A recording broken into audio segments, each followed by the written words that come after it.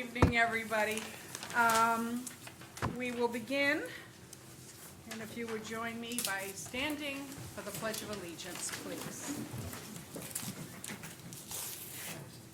I pledge allegiance to the flag of the United States of America and to the republic for which it stands, one nation, under God, indivisible, with liberty and justice for all.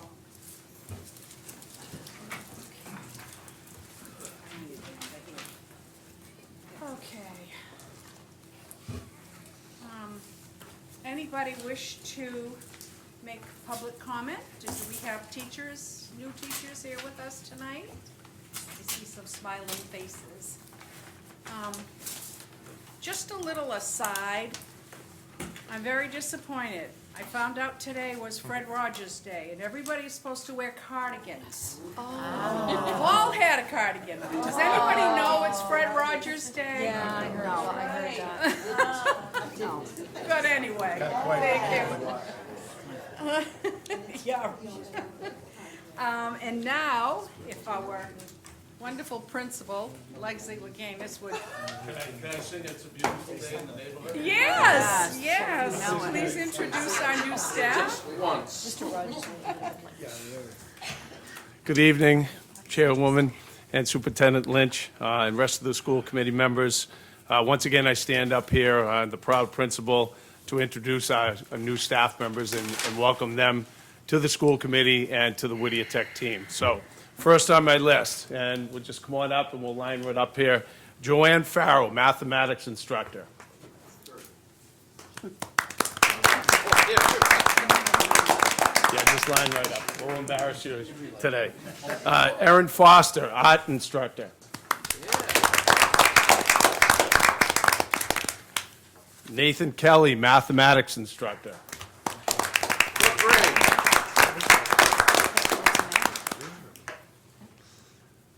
Dr. Monica Marino, English instructor.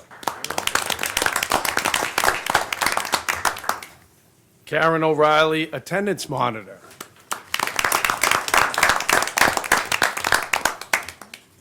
Shelton Pierce, SPED instructor. Catherine Samazik, mathematics instructor. And Joshua Bellman, a maintenance mechanic.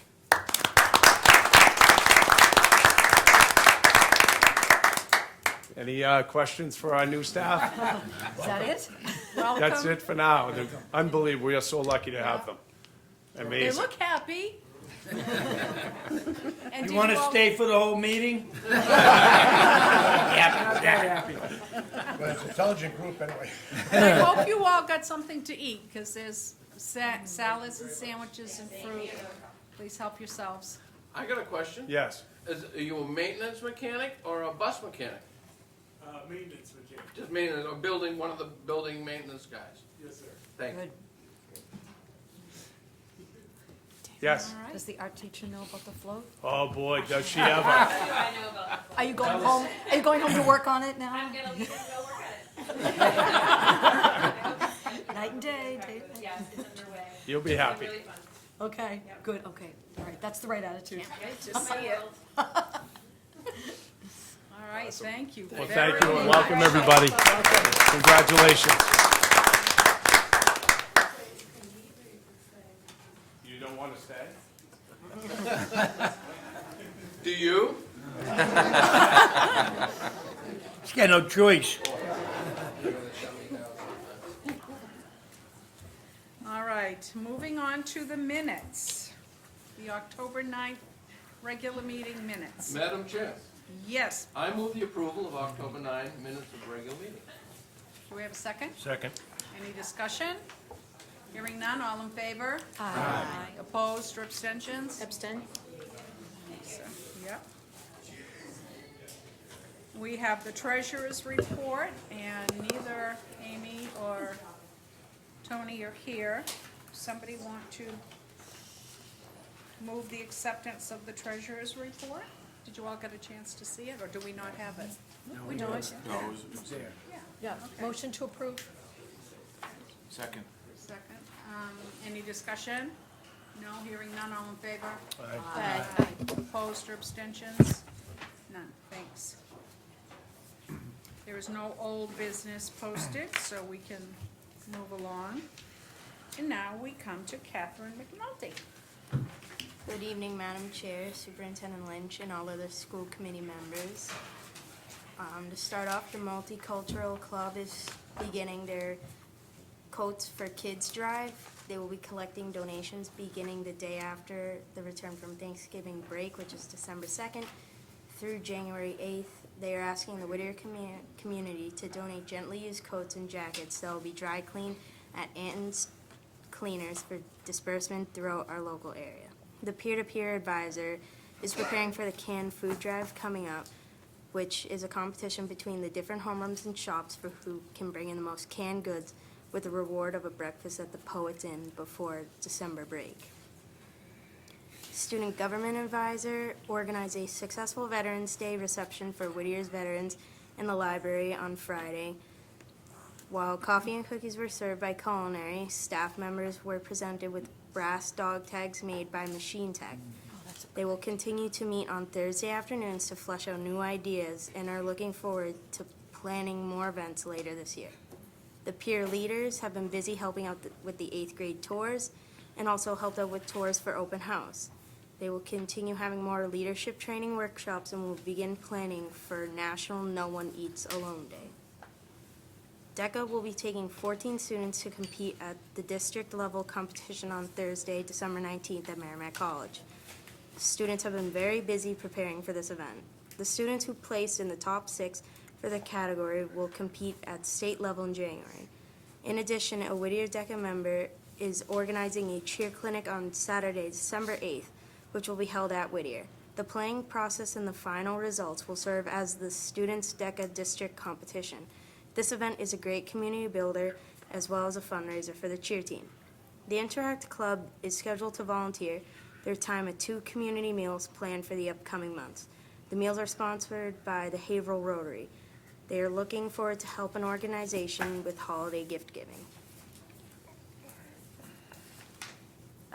The football team qualified for the MIAA playoffs. They were defeated in the first round by Greater Lowell Tech. Last Friday, the team played Ipswich in the first ever home football game under the lights. There was a great crowd, and the buzz around the new field was felt in a positive way throughout the whole community. Football will play Salem High School this Saturday at home at 10:30 in the morning.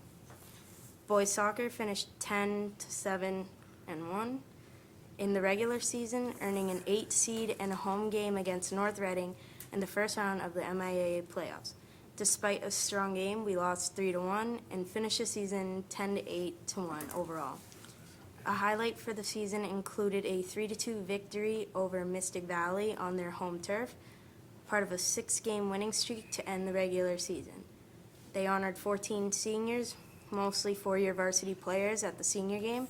Additionally, CAC All-Stars, as voted on at the end of the season league meeting, selected 4 Whittier Tech seniors. The cross-country team boys finished up the season with the state divisionals last Saturday. The boys have a promising young group of runners in which the top 5 all return for next season. Among them is a sophomore CAC All-Star who finished 5th in the league meet and then 2nd amongst large schools in the state vocational meet. The girls cross-country finished up the season much stronger than last year, led by their 3 captains. The girls returned 3 of their top 5 next year. The girls graduated 2 seniors who both ran times fast enough to land in the Whittier record books during the entirety of their careers. Girls volleyball finished the regular season 13-7, which qualified for MIAA's state tournament. The team battled hard but were defeated by Melrose during the first round. 2 Whittier players were named League All-Stars. Girls soccer finished the season 10-7-1 and placed 2nd in the division behind Northeast. The team qualified for the MIAA state tournament as a 12th seed, bypassing the preliminary round with a bye into the first round. The team played away at Northeast and lost a tough game. We are graduating 5 seniors, are returning a young, promising team. 3 Whittier players were named League All-Stars. Thank you very much. good report. There's a lot going on. There is a lot going on. All right, we're going to move to the superintendent's report. Ms. Lynch? Good evening, Madam Chairwoman, members of the committee. Tonight before you for informational purposes, I have personnel hires, a CAD instructor and a school adjustment counselor, a person for the BREATHE program, an AP liaison, two mental health counselors, an ELL instructor to provide SEI and ESL training, a concurrent enrollment liaison, an early college liaison, a portfolio liaison, and evening school brochure, someone to help with the evening school brochure, and game clock officials and event ticket collectors. I have the following 3 resignations, a CAD instructor, the district treasurer, and a culinary arts instructor. At this time, there is no budget update. Whittier has been offering MCAS prep after-school program to juniors who need to retest in either English or math. On November 6th, 7th, and 8th, we will retest students in ELA for their competency determination, and on November 13th and 14th, we will retest in math. On Wednesday, October 16th, I met with Senator DeZoglio and Northern Essex Community College President Lane Glenn. We discussed ways we could partner together to help start up small businesses in the area. On Friday, October 18th, I hosted a area superintendent's meeting. I'm happy to report that all of the superintendents in our Whittier area attended a short legal presentation from Amy Rogers from Lyons and Rogers, and we had a wonderful lunch together. On Tuesday, October 22nd, I hosted the Superintendent's Advisory Board meeting here at Whittier. At this meeting, we gave an update on our academic and vocational programs. On Wednesday, October 23rd, I attended the MAVA officers meeting, the Board of Directors meeting, and the general membership meeting. I never saw the sunlight all day. On Thursday, October 24th, I attended the General Advisory Board meeting. I want to thank Beverly DeSalvo for organizing the meeting, and the entire vocational staff for their hard work in preparing for this meeting. There were about 200 advisory board members that attended this meeting, and I thank them for their work. On Friday, October 25th, I attended the North Shore Superintendent's Roundtable. At this meeting, we discussed implicit bias and had a presentation from Carla Bear from the Department of Education. On Tuesday, October 29th, I attended the Merrimack Valley Workforce Board annual meeting at Greater Lawrence Technical High School, and we looked at the blueprint of possible workforce in our area. On Thursday, October 31st, I met with Dugan Sherwood from the Haverhill Chamber of Commerce.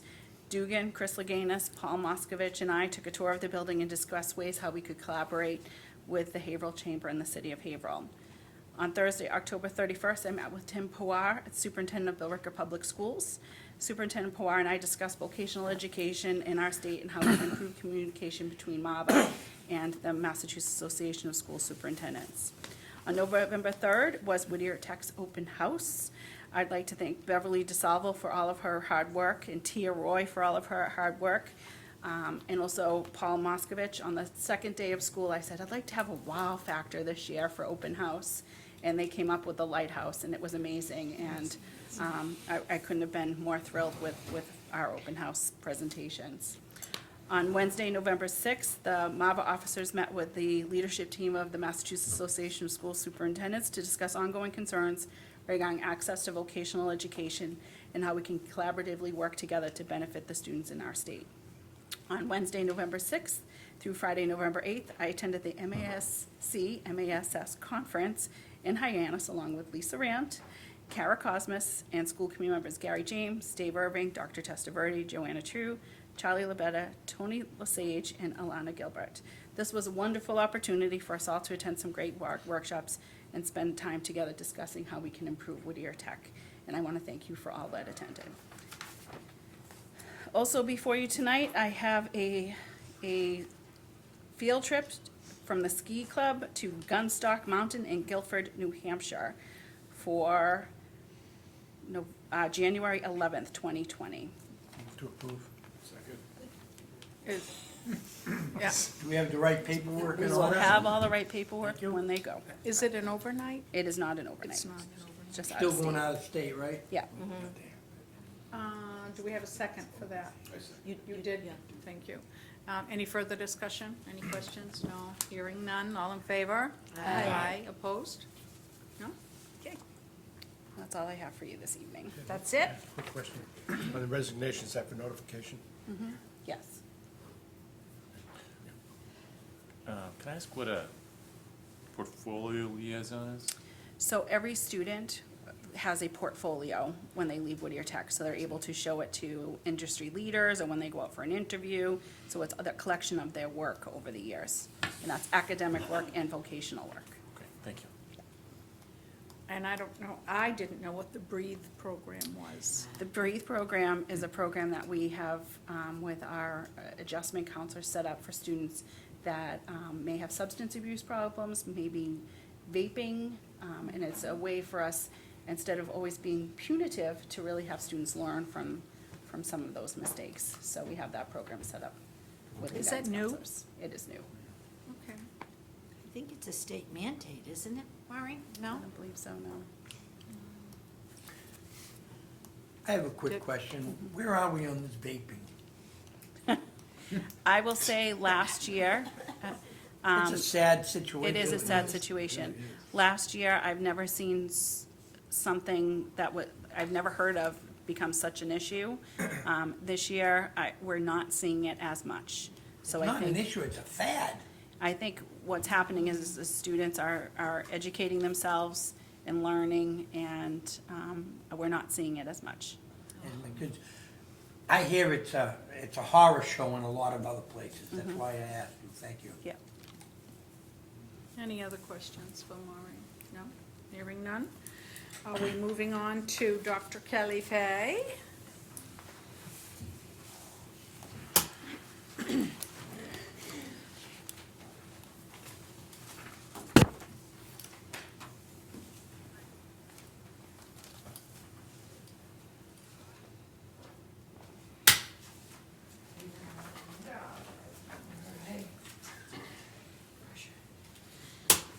Good evening, Madam Chair, Superintendent Lynch. My name is Kelly Fay, and I am here to provide you with my annual academic update. So I'm going to go through the curriculum changes for the 2019-2020 school year. We're going to begin with the history department. This past school year, we made the transition to the new Massachusetts curriculum frameworks in the area of history. What that meant was that we changed our course sequence, and historically we offered world history as freshmen, U.S. History 1, U.S. History 2, and then as seniors they had the option of choosing American government or United Nations. With the new sequence, all freshmen are taking U.S. History 1. So right now we have sophomores taking U.S. History 1 as well as freshmen. And if you were to look at our sequence, it looks as though we are not offering world this year, but every student will have world by the time they graduate. So the incoming freshmen will receive it as juniors, the current sophomores received it as freshmen. So everybody will have had world history. In addition to this, last year the governor signed into legislation, I would say, a civics requirement that all students by the time they leave high school need to do a civics engagement project. So we are in the process of introducing that to our students. Our staff in the history department has worked really hard to create a project, and we know that as time evolves, it probably will change a little bit, but it's our hope that it's going to carry with them from their freshman year through their junior year, and it will be kept in the portfolio that Ms. Lynch was talking about earlier. Wonderful. In mathematics, we are excited to say that we are now currently offering our first official AP class. So our seniors are taking AP Calculus, AB, and they are really eager. They've come in prior to open house to do some practice testing. They stay late in the afternoon. So the students are really working hard to do well in that class as well as prepare for the AP exam. In addition to that, as you may recall, we changed our mathematics sequence. to offer our students more opportunities for college and career readiness, as well as prepare them for MCAS 2.0. So we are still in the process of our transitioning. This year, and through that process, we added a new Algebra 3 class to our junior year, and we implemented a statistic class in the senior year, and we're still gonna continue that transition through next year. And then we had as Katrina Jensen, our coordinator of data and assessment, met with you all last month. We examined the new MCAS 2.0 results in mathematics, and we are making curricular changes as needed. In science, we are also in transition mode. As you may recall, we also transitioned the way that we offered biology. Historically, we offered biology 1 in the freshman year and biology 2 in the sophomore year, and then the students took the MCAS at the end of the sophomore year. This last school year was the first year that we offered biology straight to freshmen. We reworked the master schedule so that they had a double period during their academic week, a single period during their shop week, which meant that they actually had the same amount of instructional time as over the course of the 2 years.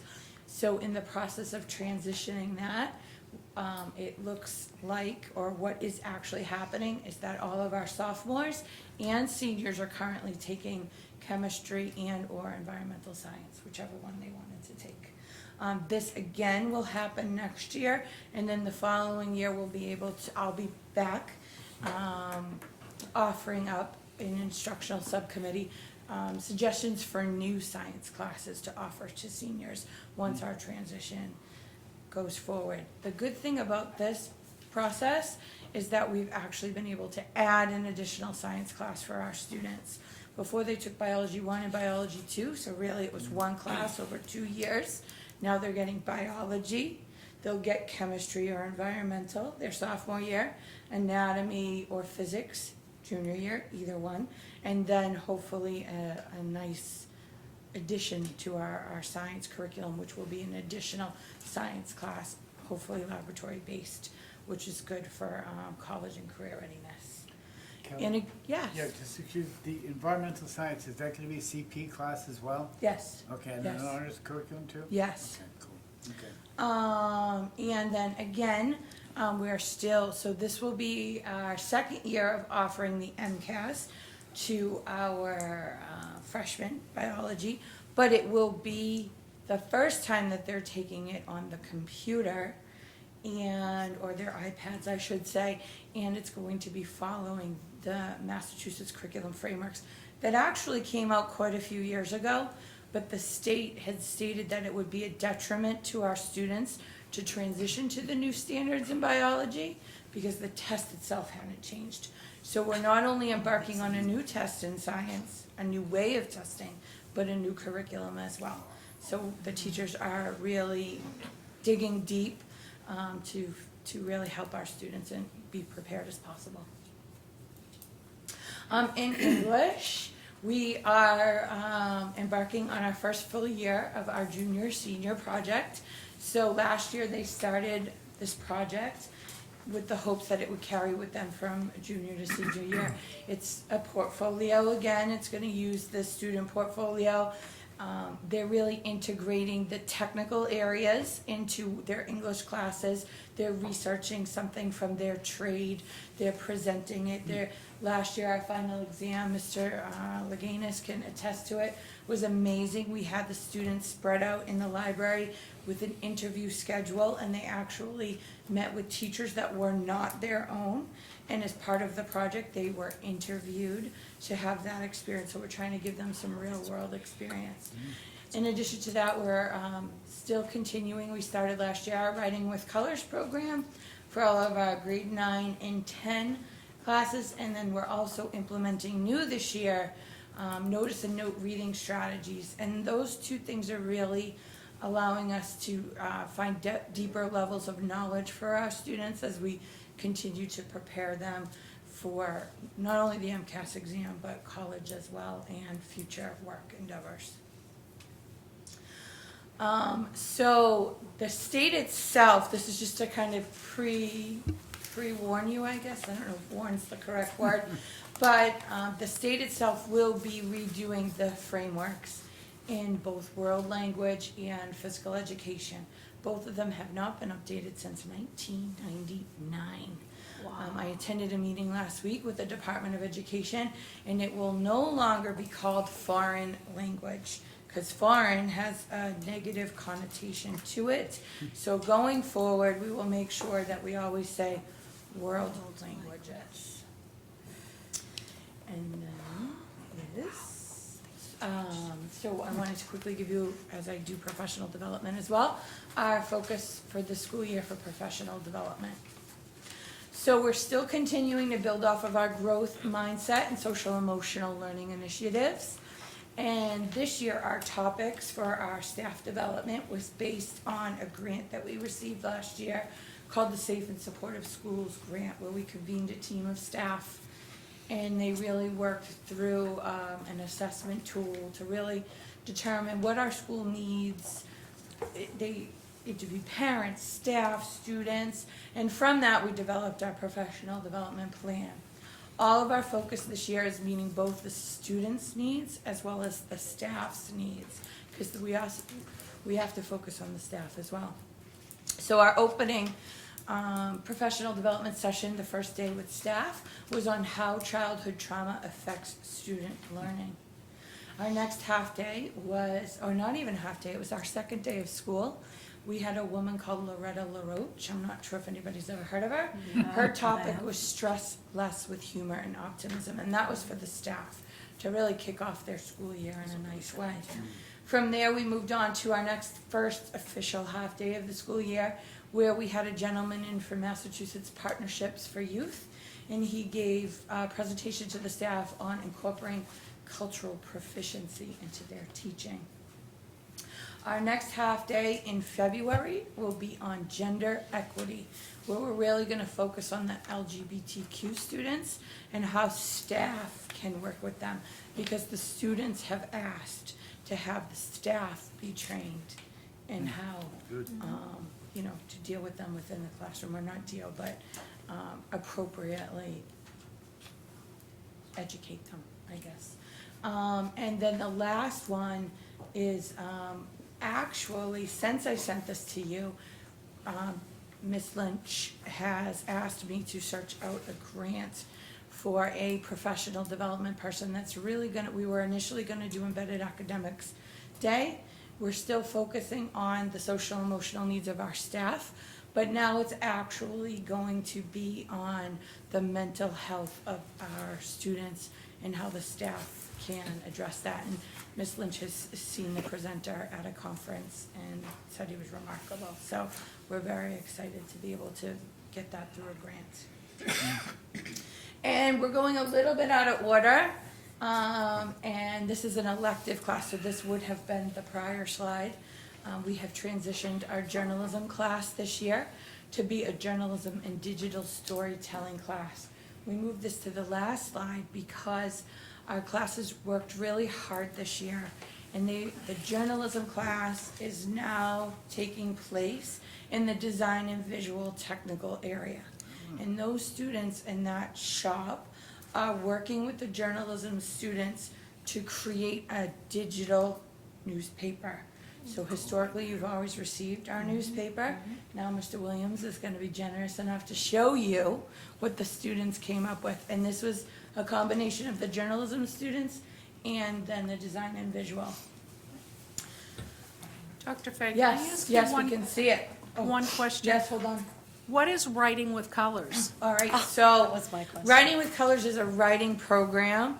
It assigns different colors to different parts of writing. So it's kind of a format to help the students. The topic would be a certain color, the thesis would be another, your intro statement would be another, and it's kind of an organizational tool that will help the students. So what was really good is that this year with the new MCAS, we were able to get from the state, which we have never gotten before, our actual students writing on the open responses. So never have we seen before what our kids wrote. We would always get their multiple choice answers, but that was it. So our last half day, our teachers actually took it and used the writing with colors, and they highlighted the students' writing to see, okay, are the students picking up on this? They're missing this piece, so now we know we need to continue to teach this. And then with that notice and note, that's kind of a close reading, so they're intertwining the two to really slow the students down, get them to think a little bit deeper, and hopefully make them better readers and writers. That's really unique. I is. love that. Yes, it is. So, the concern is, we started it last year. The concern is that the MCAS only provides you 2 colors, and it's a 5-color program. So our plan is that as freshmen, we're really pushing it. So they're learning it, and then as sophomores, we're gonna stop pulling back and keeping the 2 colors that the computer provides you with the really important parts. But that hopefully by that point, they've understood it. And what I think is wonderful about it is it's giving a common language to everybody in the English department. They're all talking about the same things and really teaching the same things. So it's been good so far. Thank you very much. Yeah. Just Joanna? quick, just to Yes, add on to what you were yes, saying about, I had that question too about writing with colors, but thank you, that's a great explanation. But with the MCAS, being able to get the students' writing back, Amazing. I can't believe that's never The been done. teachers were, like, But who would think, right? do The you nerd in think- me, right? They No, were so like, who would think excited that- to Yeah. get the writing samples of our students that they actually asked for 2 copies. Yeah. Can I get a copy that I can mark up, and can I get a copy that I can keep? And it Like, can- they're really excited Can help about the it. students, I mean, it's just so, do Yes. you see this continuing, or was that Yes. just a fluke thing? No, I think it came to us as a PDF. I think because it's all electronic, they don't have to do anything. It's just submitted through their portal. Wow, I know, it's very exciting. okay, thanks, Yes. just, that's. What that's sort of significant. ideas are you using with the history, For- the project? Are we So talking right now, community- they're really having the students, it's only the freshmen. Yeah. And they're really kind of figuring out, like, picking a topic that they really wanna work on, something that they feel passionate about. They're gonna do research on it, really Okay. figure out about it, and see if they can change it. Is it something local that they can really go out? I mean, this is what the state wants, especially after the Parkland, Florida shootings, and then the students have all, those were the ones who really banded together and had the protests, and that was one of the major things behind this at the state level. So the hope is as students come in more, the state has made 8th grade a civics required grade. So all students in the 8th grade are going to receive a civics class. So as we move forward, hopefully the students will even know a little bit more. But it's really picking a topic, researching it over the few years. They have to give a political speech. They want to, that to their peers, their junior year. That's kind of the ultimate goal. We're right in the first year right now, so we're not really sure. But the hope is that junior year, they'll keep going. So, So it could be anything. like a community service Yeah, it project? could be, Okay, yeah.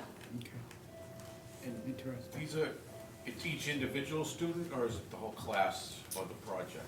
Individual. Individual. Yes. And actually, the state came out with this big required packet, and it says you could do either or. You could do individual, you could do class-wide, pairs, partners, whatever. Yes. A lot of times the frameworks will have an appendix at the end, do they have suggested projects? Excuse me. I know in the past they have done that, I'm assuming they, They came out with an actual packet specifically for the civics engagement project, with examples, what it means, how to do it. So it's not within the frameworks, because it was separate. This legislation came out after the frameworks were written. So this is a separate packet on the Department of Ed website. But it does provide even additional stuff since they we usually have created the resources or project. appendix with information. Yes. Dr. Yeah. Thanks for that update. I was wondering, sort of, in general, across subjects, where do you think sort of the biggest I recognize it's a dynamic situation. Where would you say the biggest gaps are in terms of curriculum versus state requirements?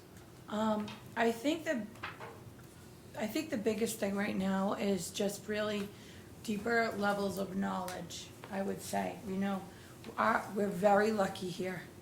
Our students spend half their time in the technical area. They're really embedded in projects and working hard, and really it's really getting them, I said yesterday, the metacognition, right? It's getting them to think about their thinking. So we're talking to even the vocational teachers about how they can help. And when they're doing a project with their students, to actually talk it through, right? All right, we're gonna do this. This is what I'm thinking as I'm doing it. I'm going to measure this. I'm gonna measure this because of this, so that then the students can begin processing that way. And then problem solving, really. And then when obviously it comes time to test time, or even the civics engagement project, they have a problem, they want to fix it. How can they fix it? What tools do they need? How can they express that in writing, and really go from there. So I think it's really that. And it's interesting, one of the things that our teachers have said is that the craziest thing is to have the kids write a sentence with a capital and end with punctuation. They're all texting, right? So they are just typing away, and it's really slowing them down to really think about, because I even said, I have Grammarly on my computer, so anytime I write anything, I get extra lines underneath, because I know everything I'm saying, but I'm typing so fast that I'm reversing letters, not on purpose, but it just happens. And these students, when they take these tests, there's no underline for them. So they need to slow down and really read through it, and just those little things. But I think, I think we're right on top of everything.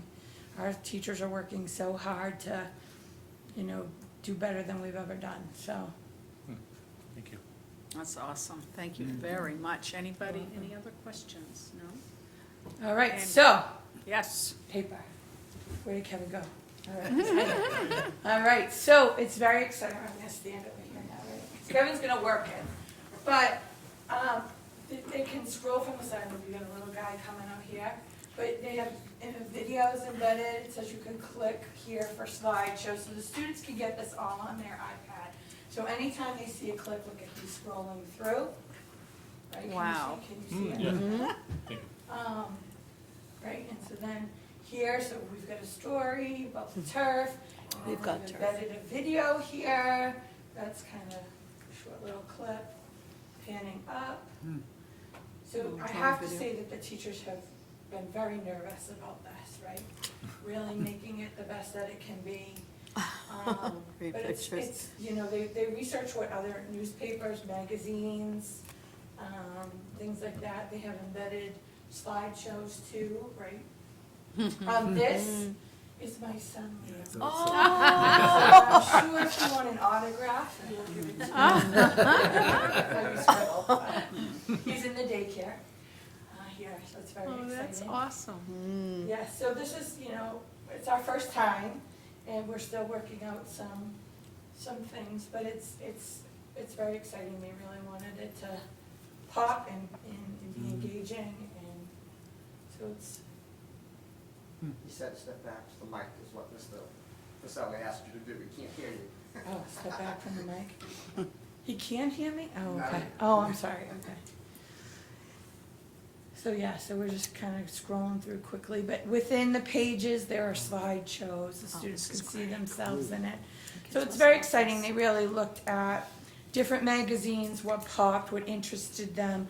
It was nice for the students in journalism to see what CAD, design and visual, and then vice versa. Kelly? Yes. I seem to recall that we were talking about visual, digital kinds of presentations from Skills USA. Did any of this kind of develop from that or be part of it? I'm not sure, honestly. What this Patty Lowell last year said, we weren't getting the draw for journalism as we wanted. So she said to me, what do you think about coming up with this. So I said, I think it's a wonderful idea. So I met with the design and visual teacher and the journalism teacher last year. We sat, we talked it through, and then they ran with it. And I have to say that the design and visual teacher, I think she was very nervous about it, very stressed. She wanted it to be perfect, and I think it came out really, really great. But I'm not sure if it came from Skills or not. I don't think it did. I think in the Skills USA competition, design and visual was one of the competitions, and they did something very similar to that, yes. I thought that Jane was talking Yeah. about something like this, or. Yes. Wasn't last year's yearbook also? The yearbook went to Yeah. Kentucky. That's what I thought. Yeah. Before Miss Fay leaves, if you don't mind me saying a couple things about Dr. Fay here. Uh-oh. What she didn't add is that she's also in charge of all of our grants. So when I come to you and say, we just received a $500,000 capital skills grant, that's because of the hard work that Dr. Fay has put in. So I was just sitting here jotting what grants Miss Fay is responsible for, and I'm not even coming close to all of them. But the capital skills grant, the Perkins grant, the ADA grant, the Title IV grant, the behavioral and mental health grant, the Shannon grant. I know I'm missing about 5 more, but And I'm besides, waiting on another one. yes, besides all of this work that she does regarding curriculum and professional development, she does do all of the grants and does most of it, if not all of it, by herself. So she has a very big job, and I really want to publicly thank her for her hard work, because I think over the last 3 years, we've received over $1 million in grants, and that's because of Dr. Fay. So thank you, Kelly. Thank you. Thank you Thank so you. much. I just had a quick question. Yes. Can we get that on the magazine on our iPad? Yeah. I can help you with it. Yes. It's a little bit more convoluted because it's designed in our systems for our students to grab within our systems for the students. So it's a little bit harder to get it to you, but I can get it to you. All right, you can email it, something. It's No. You can, All right. I think he can send it to you. I was able to get it on mine. But some of the embedded, like, slideshows you might not see. Okay, But you okay. can see the words. But the you know, words. The words, All and you right. can see the, Yeah. it's just those little technical things you might not be able So to see. will there be no more paper copy? I think that they can print because somebody miraculously gave me one so I could have it of Liam. But I'm sure that if you wanted a paper copy, Miss Lynch could figure something out. Has a decision been made on whether there will be a printed copy or not? Well, I think because of all of our students have iPads and all of our school committee members have iPads, the point is to push it out using digital media. So if you don't have an iPad or you are having trouble accessing it, we talked about this because I knew that that was going to be a question, but we had a difficult time doing it. So we're still working on it, but hopefully we'll be able to get you a digital copy. If not, we'll try printing. Even though we hate using all that paper. It's a goal for the new year. Yeah, it's All right. brand new, we're still Right, figuring yeah, it out. Right, a goal for the new year, that'd be great, thanks. It's also safe paper. Yeah, Think about Yeah, it, printless all paper. those colors and the printing, the ink. yes. That's awesome. Great All right. job. Thank you very Great much. job. Thank you so much. Thank you, Kelly.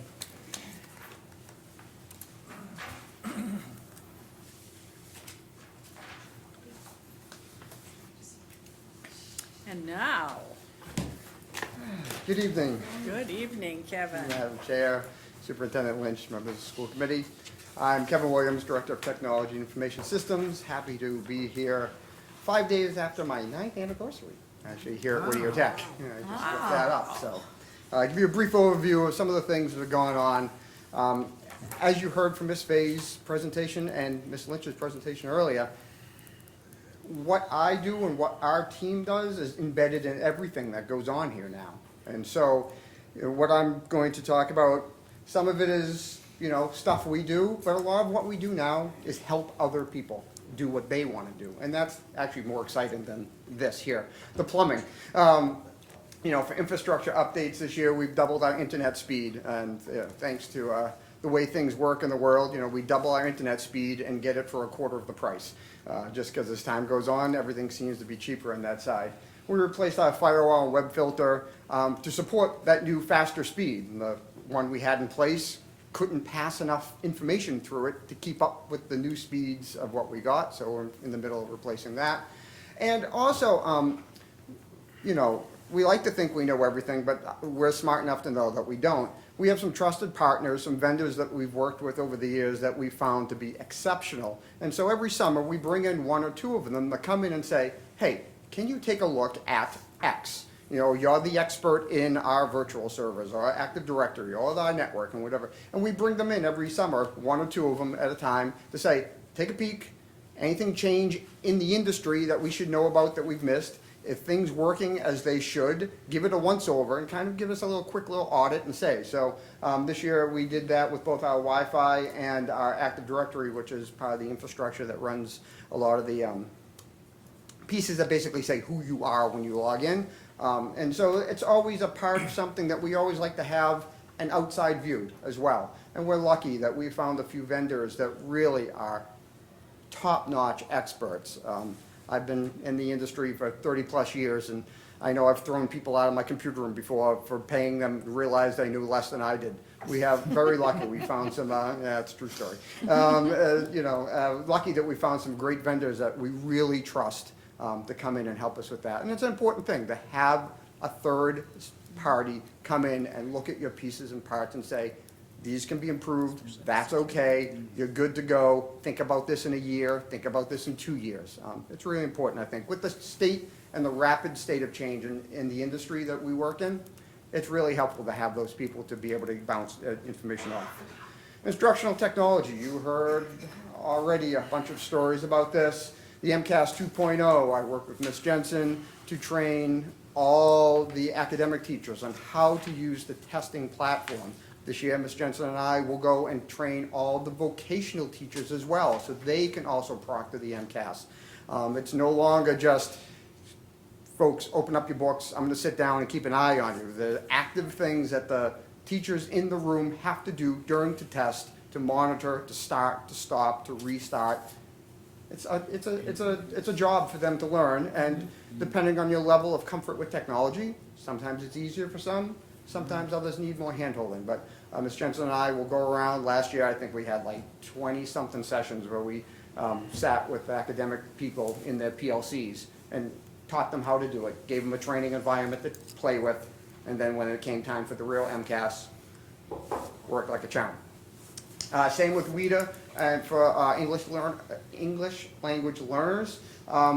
It is also an electronic test, and Mr. Morrow upstairs does a great job with that group. We actually bought them this year their own little small cart of Chromebooks because that particular test is taken, it works much better on the Chromebook platform for that particular test. And so she has her own for that. As usual, we've continued with our one-to-one on our iPads. That's actually a picture of the new case that we got this year for our freshmen. It has an integrated keyboard that pulls right off via magnet. We're giving that a try this year. We've looked at this for a couple of years, but it was price prohibitive. And finally, this year, the price came down close enough to the price that we usually pay for the cases we usually have that we were like, you know what? Let's give this a go. Let's see if the keyboard always there helps these 9th graders. You may or may not know, but we have almost 400 wired keyboards in the building because for MCAS you must use a wired keyboard, not a Bluetooth keyboard. And so we have those all in our English classes already for our students when they want to work. It sits in a little stand. It's kind of handy. It actually looks like a laptop once you've plugged it in and they can type with it. This gives our 9th graders that option all the time. Feedback seems to be pretty strong. They seem to really like it. The teachers seem to like it. So hopefully next year, Logitech and Apple, somebody will offer something similar to that. In addition, today I sat through with Ms. Jensen and about 8 teachers some training on a trial software from Pearson. Pearson is the company that makes the software that delivers the MCAS. They have a product for schools that lets you build benchmarks and assessments and uses the same tools and technologies that you see in the MCAS test. So our teachers are interested in trialing this, so Ms. Jensen and I were able to work with Pearson to get a trial for the year for a small number of teachers to learn the system, to actually deploy it with our students, to see how that works for our teachers and for our students as another way, another tool to get our students familiar with the technology and the modalities that they need when they're taking the test. It's no longer just fill in the blanks. It's drag this answer and drag it over here and draw a line over here and connect this dot to this dot. All those modalities take practice. What better way than perhaps to use the same tool that the state uses to develop the test and deliver it for us to do every day. So that was something we actually sat through today in Ms. Lynch's conference room. She heard the whole thing the whole time. Learned a lot. Yep. Next, outreach. If you've been here for a while, you've heard some of the initiatives, see some of the things that we've done in the past. And I'm going to show you some statistics right after this. You know, we're really ramping up on our digital signage. Obviously, you see it when you come in the front door. You see it outside with the school board. I don't take any credit for any of those things. What I do like to do is help the folks build the materials that show up on those things.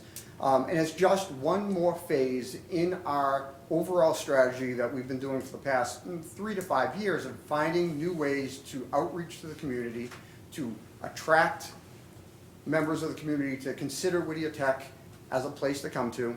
What you see here is actually the standard slide that runs on the video scoreboard while the game's going on, and the scoreboard, the score is underneath the game, and it just runs on a big loop. Between internet and social media outreach, you know, now with Ms. Roy downstairs as well, another ally and a partner from a different aspect, really trying to reach out to alumni, current to new and prospective students. When we redid the website a couple of years ago, that was one of our goals, was to really reach out and tap into those folks out there, and also at the same time make sure our story, Whittier Tech story, was being presented correctly. Because as we know in the past, sometimes some of those facts and figures were maybe twisted a little bit against us, and we wanted to make sure that we had our version of the story out there for people to do. So this next slide here is just, I know it's a little hard to read, maybe I can zoom in, nope, I can't, I just do that, sorry folks. There it is. So what you can see on the left is traffic to our main school website, and 124,000 unique visitors. That's a 96% year-over-year increase from the year before. Almost 100% traffic. So we built a new site about 2 years ago, and now we've had it out there for 2 years. So when that time, the same time period between now and then, 96% increase in traffic, almost doubled our traffic from people coming to see our site and see our content. You can see 145,000 visits.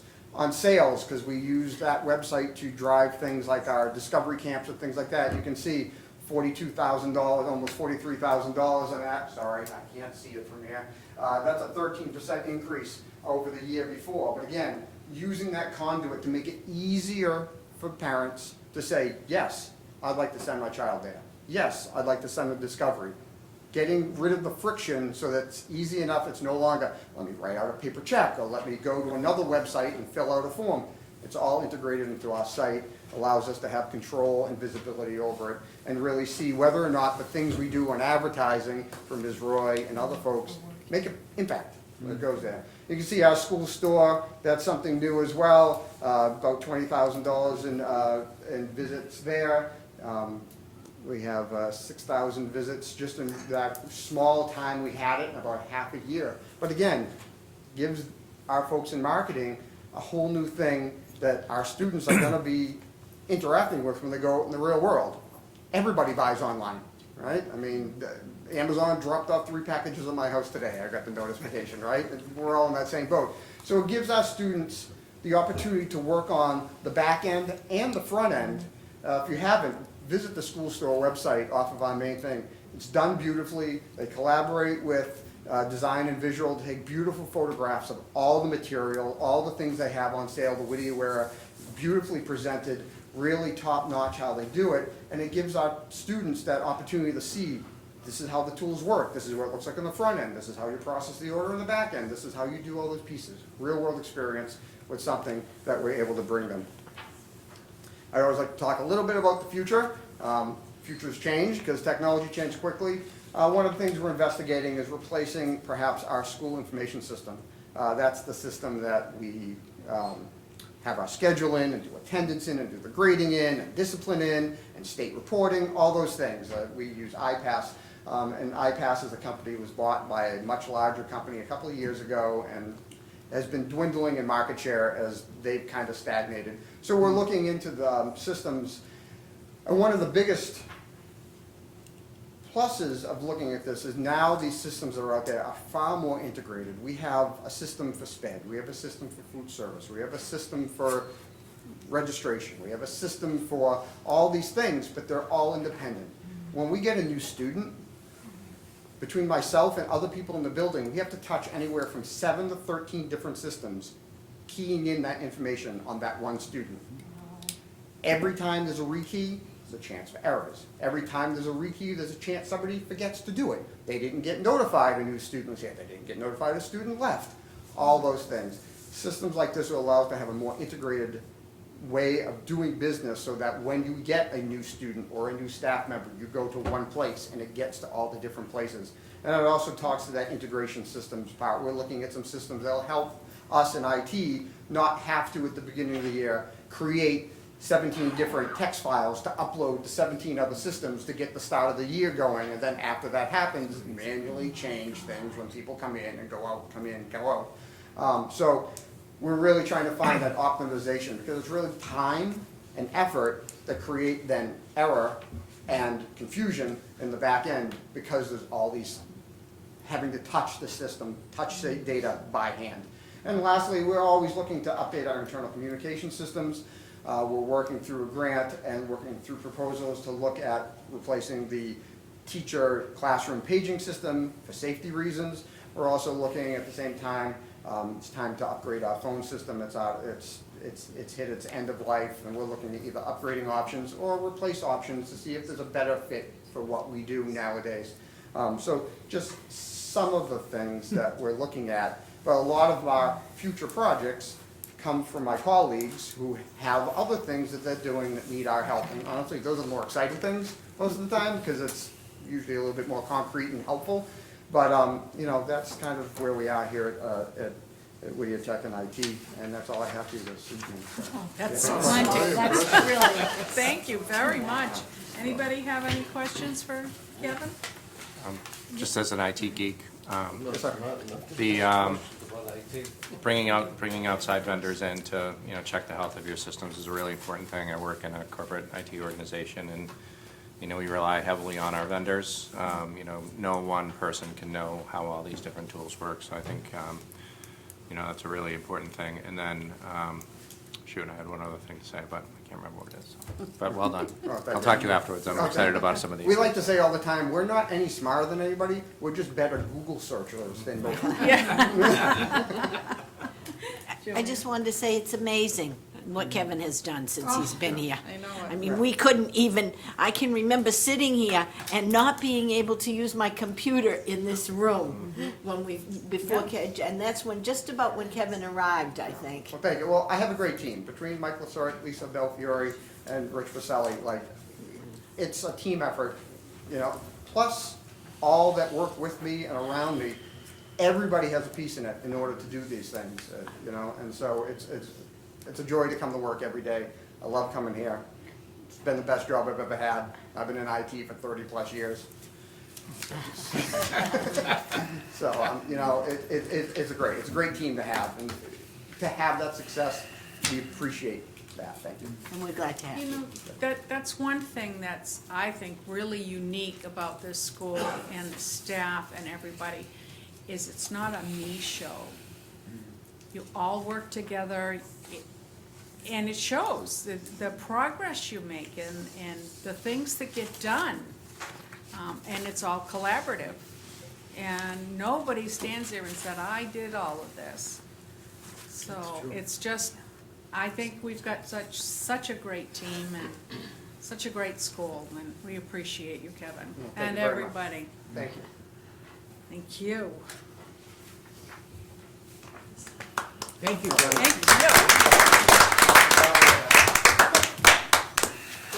And I move things too. Chris, the captain of the team. And now, for the last time, may I introduce Legsy. Oh, don't say that for the last time. Is that bad? Does that mean I'm leaving? Oh, yeah.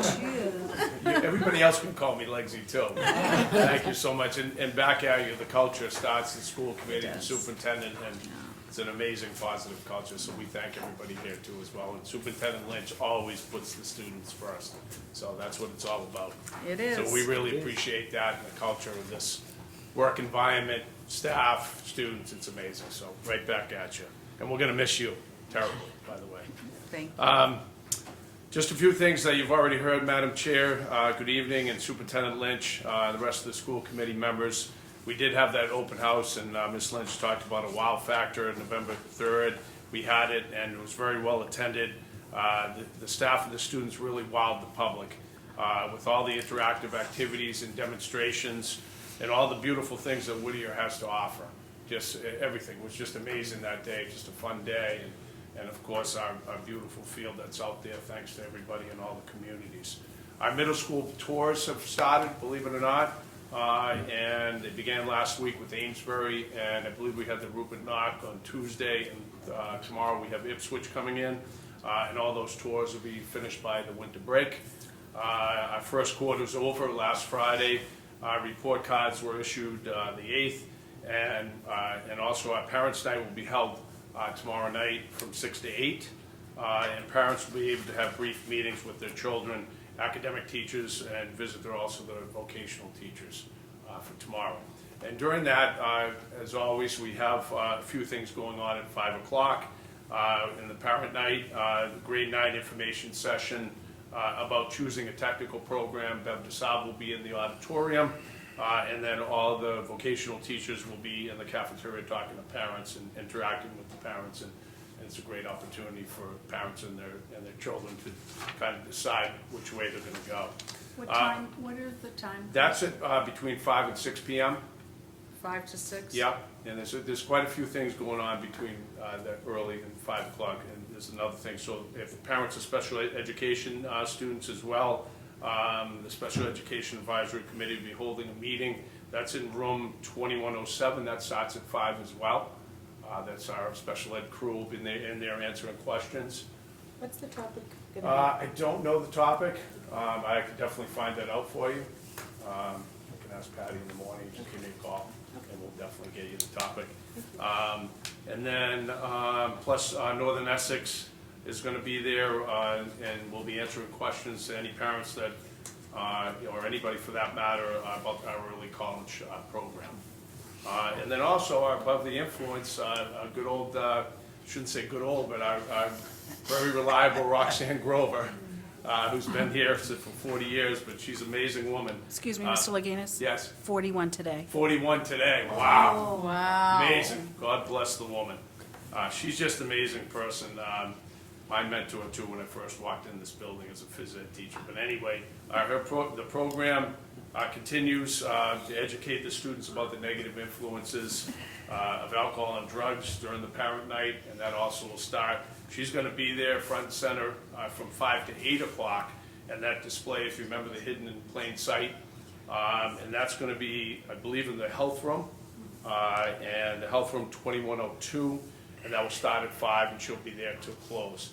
And if you remember the hidden plain sight, they stage a bedroom, and we talk about the vapes, and we talk about all this stuff that's come about with our children, that they've targeted our children. But it's a good way to kind of get a little look-see and go in there. And again, she's done a lot of research on this type of stuff. So she's amazing. And then also, if you haven't, the Booster Club, which your mom, Miss McNulty's been an amazing president.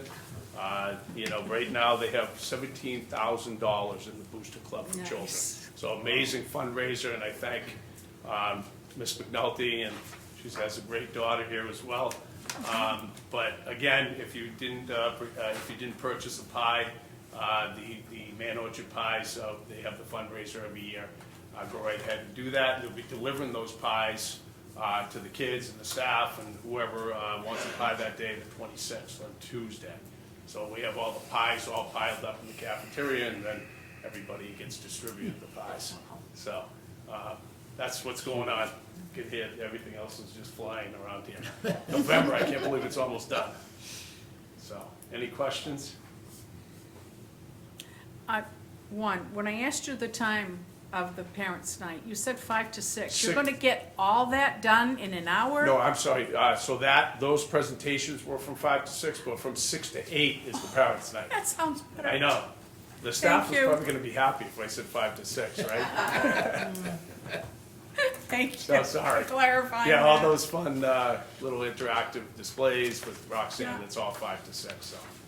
And do the parents have appointments with the teachers, or do they just kind of wander from room to They room? kind of wander from room to room, and if, the they need students? to go beyond, 5 minutes or so, then certainly the teacher's email or call the next day or whatever, they can communicate if they need to go beyond that conversation. Do the Kind of just a students meet and greet. Some kids, some of the students, they get dragged along, and some of them are there, not happy, but others just come on their own, and they come at the different times. Yeah, okay, So thank you. it's nice, if you think about it, freshmen parents haven't been able to walk around and go Right. visit their teachers. This is the first time, so, I also put a plug in, the guidance staff is also there too, yes, to meet the parents. yes, Mr. James They're usually the ones knows. getting the schedules for the parents. Yeah. because Yeah, printed out, that's right, printed out the schedules, and Oh, yeah, that's it's a big building, so, Among other things. yeah, among a lot of other things.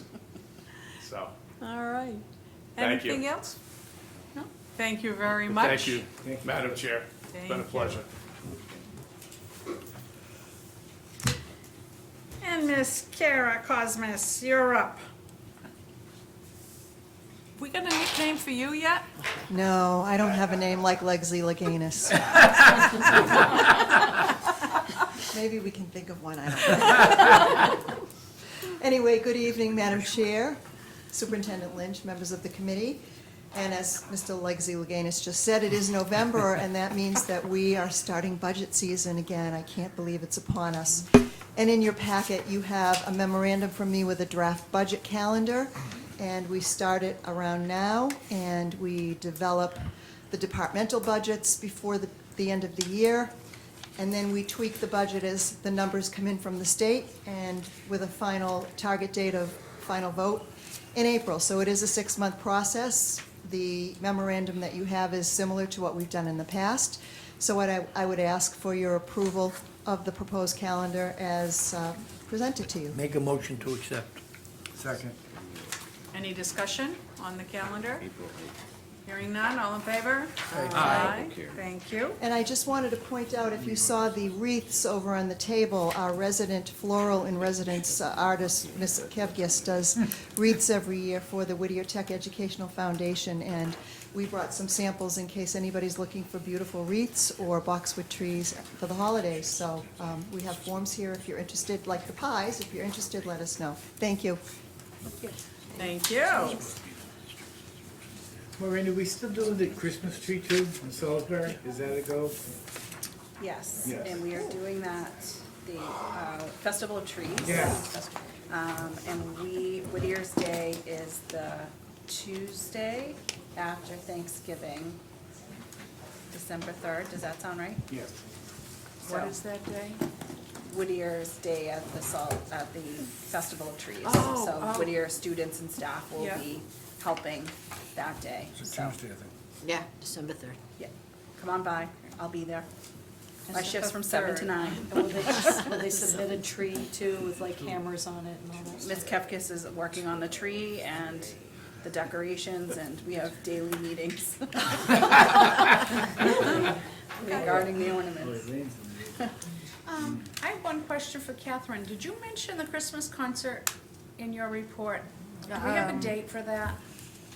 No, there wasn't anything about that in there. Okay. Yeah, I think I will announce it at the next meeting, but I believe it's the Thursday of that week. Yeah, Are we also doing the Christmas drive? explain to me Christmas Well, drive. People donating money. Well, we have the foundation, so yes. Okay, good, So okay. this year, for Thanksgiving, I believe we had 63 families. Is that correct, Ms. Cosmas? We ordered for 75. 75. So we had 75 families we'll be helping out for Thanksgiving. And then, yes, we will be doing our holiday drive again.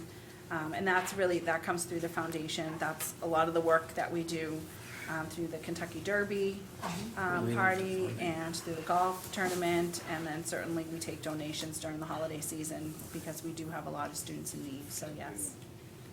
Okay, thank you. Where does the money come from for the 75 families? Is it From the foundation. the foundation? Thank you.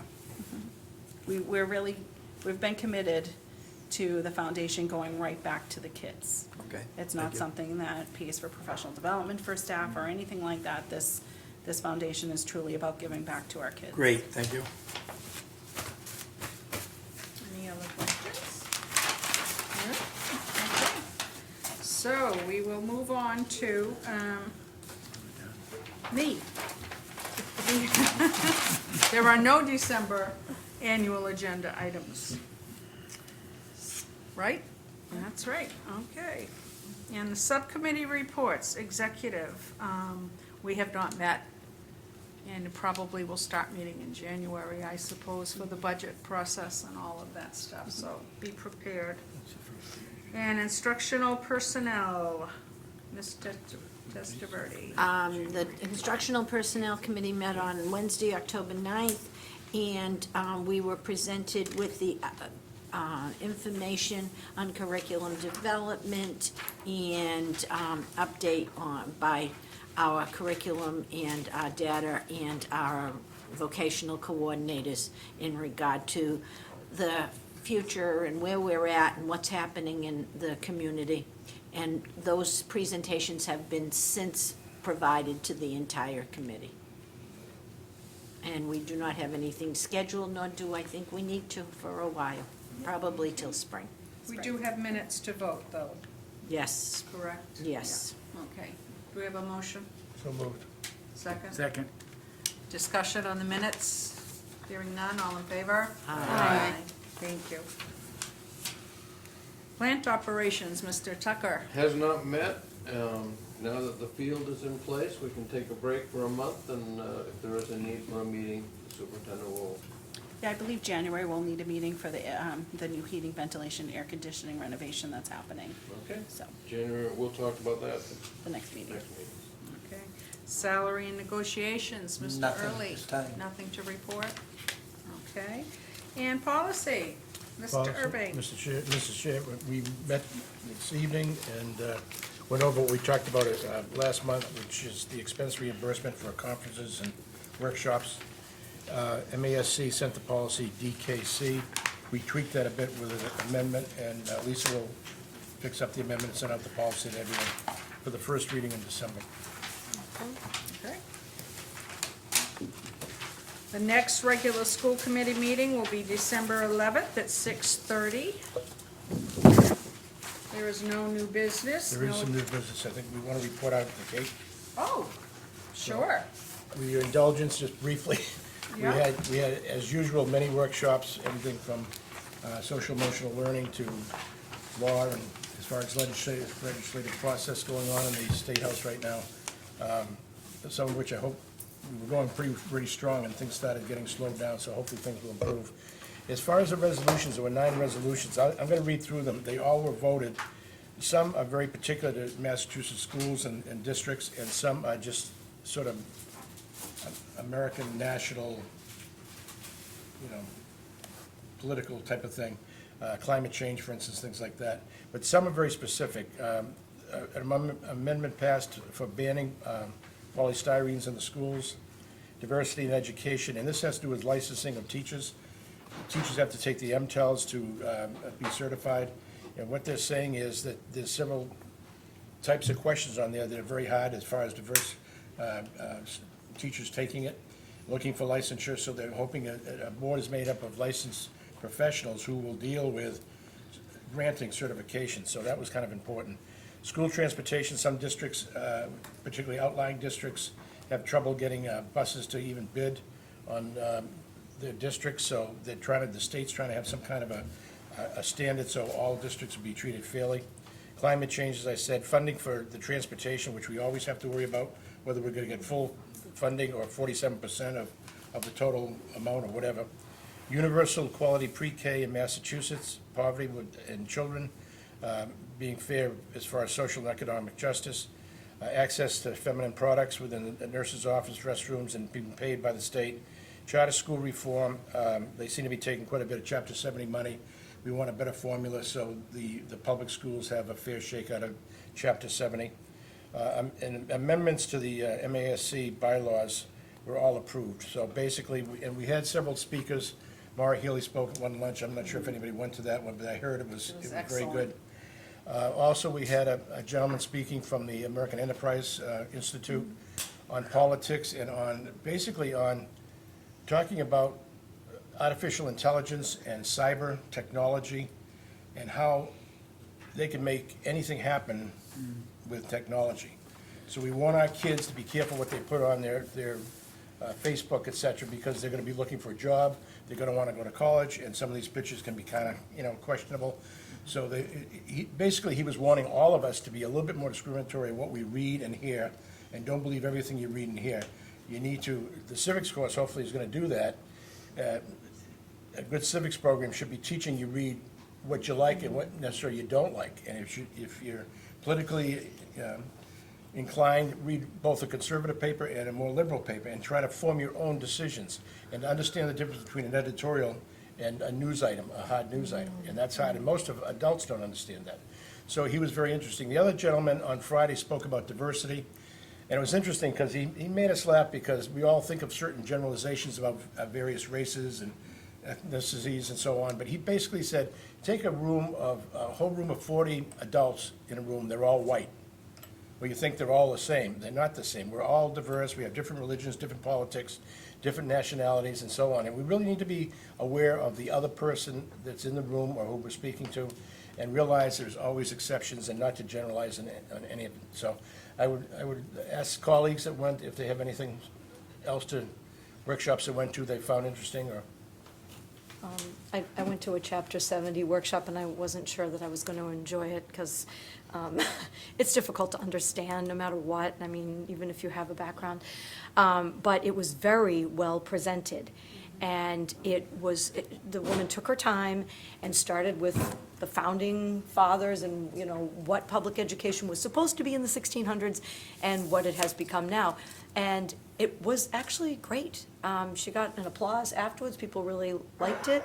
And I actually am beginning to understand Chapter 70 and the funding and what's happening here in Massachusetts. I did talk to Tracy afterwards, and I told her what you had said, and she said she would be happy to take her show on the road.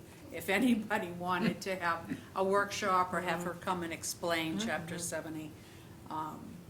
I've never understood it from the get-go, so. Yeah, interesting. Because we had Reduced some it from very 47 dry to people 26. Yeah. trying to Yeah. explain it, and it's like, And, this time she really got it, and she Yeah. really helped talk to people like me that maybe don't have a background in municipal finance, or, so that was very refreshing. I went to the conference too on the new superintendent evaluations. Which is sort of fascinating on how different school systems are doing it, the new changes that are happening with the superintendent. It was interesting. Are they gonna simplify it? it made it a little clearer, Yeah, didn't it made it much clearer. Yeah. And then we also went to one on the vocational technical programs. One of them was interesting, to say the least. It's about modeling in a science curriculum. And the teacher was really into her subject matter. Let me put it that way. Would you agree, Dr. Testaverde? She was very She was enthusiastic. very enthusiastic. It was kind of like a female version of Bill Nye the Science Guy. Yes, absolutely. She And then didn't stop. Great. No, she didn't. And then the other part of it sort of got me thinking, and I talked to David about that, is mentoring.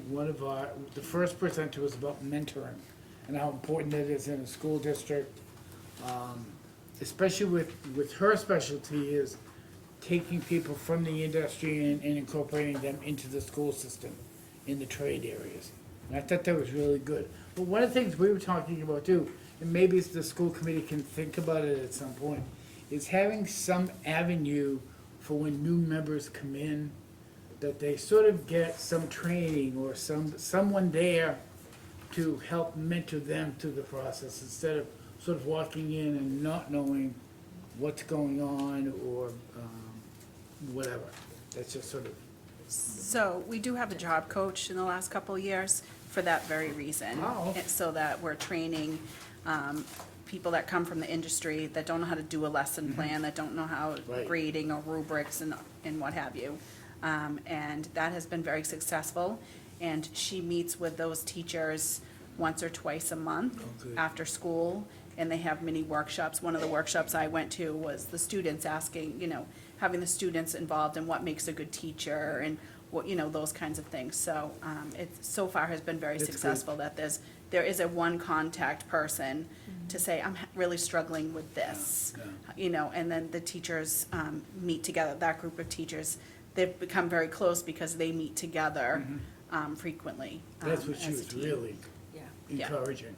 I think, as well, Gary was saying, in regard to the tradespeople, they come in very confident in their trade, and we're very glad to have them.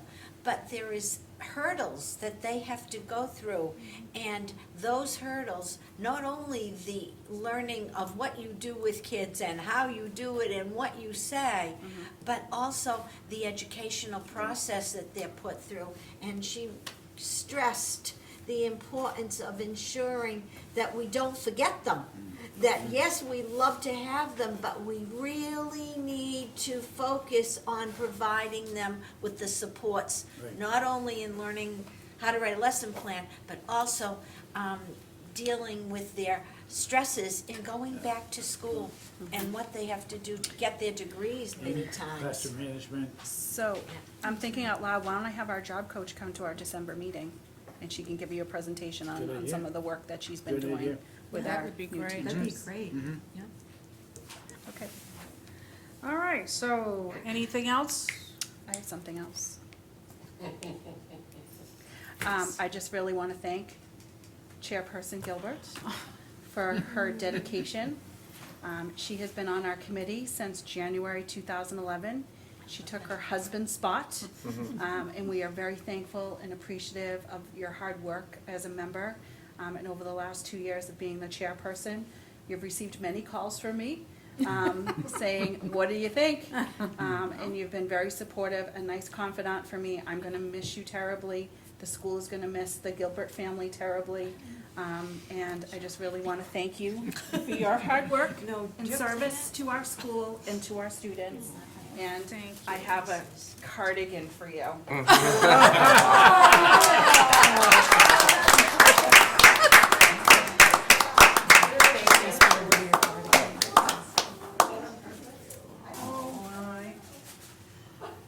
Is it a real cardigan? It is a real cardigan.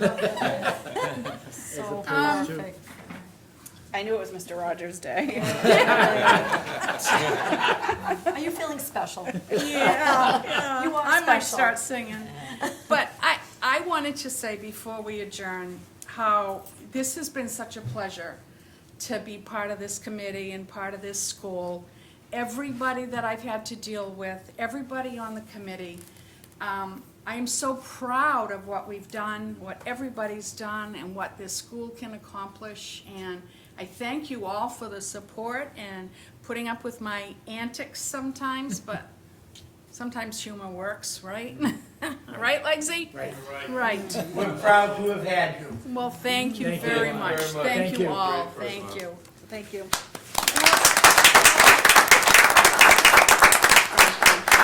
Madam Chair, Very much. Move to adjourn. Adjourn. Second. Go, Joe. Second. Okay, any discussion on the adjournment and a vote? All in favor? Aye.